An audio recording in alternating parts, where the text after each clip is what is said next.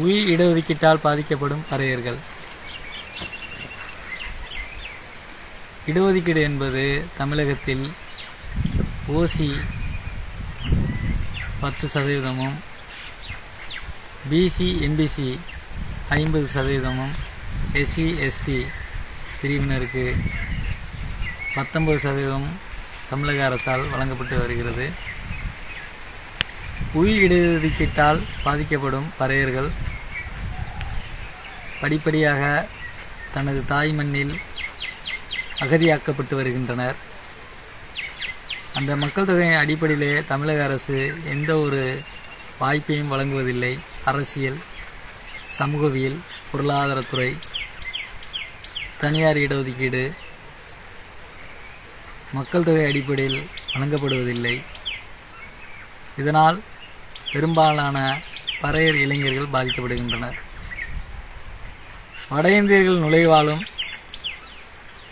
தெலுங்கு மொழி பேசக்கூடிய மக்கள் அதிகம் தமிழகத்தில் ஊடுருவி வாழ்வதாலும் அவர்கள் வாழட்டும், அதை பற்றி கவலை இல்லை.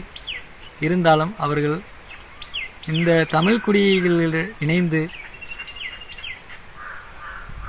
பறையர், பல்லர் என்று சொல்லக்கூடிய இந்த தாய்மண்ணுக்கு சொந்தக்காரர்களுடைய இடஒதுக்கீட்டை திருடி கொண்டிருக்கிறார்கள். குறிப்பாக இந்த மண்ணின் மைந்தர்கள், வலங்கையின் அரசன் பறையன், வலங்கையில் முதல்வன் பறையன், அந்த சமூகத்தை பல்வேறு வகையாக பிளவுபடுத்தி வருகின்றனர்.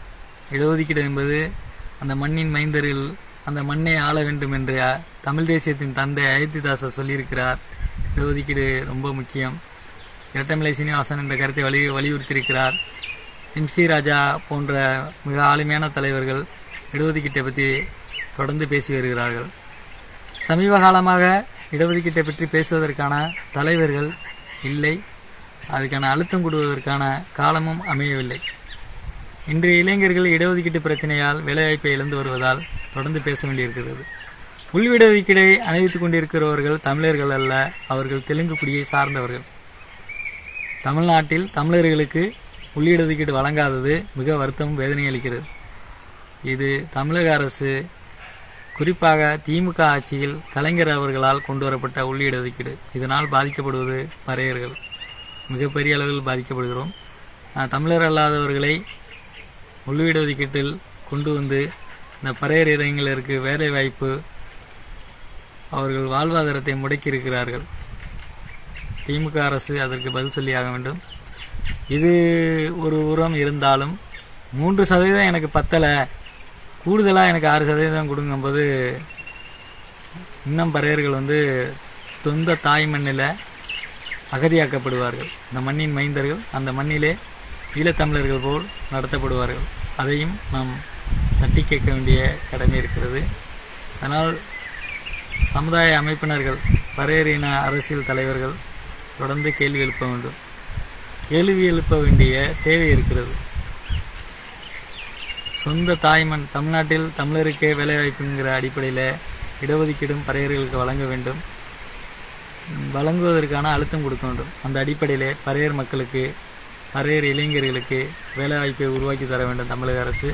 15% குறைஞ்சபட்ச இடஒதுக்கீடு எங்களுக்கு தேவை. அதற்கான குரலை எழுப்பி கொண்டே இருப்போம். இந்த வீடியோ எதுக்காக தயாரிக்கப்படுகிறதுனா, பறையர் இளைஞர்கள் விழிப்புணர்வை அடைய வேண்டும், இதன் மூலம் கேள்வி எழுப்ப வேண்டும் என்ற நோக்கின் அடிப்படையிலே பாதிக்கப்பட்ட பறையர்களில் நானும் ஒருவன், பாதிக்கப்பட்டு கொண்டிருக்கிற பறையர்களில் நானும் ஒருவன் என்ற அடிப்படையில் தான் இந்த காலொலி வெளியிடப்படுகிறது. நன்றி, வணக்கம்.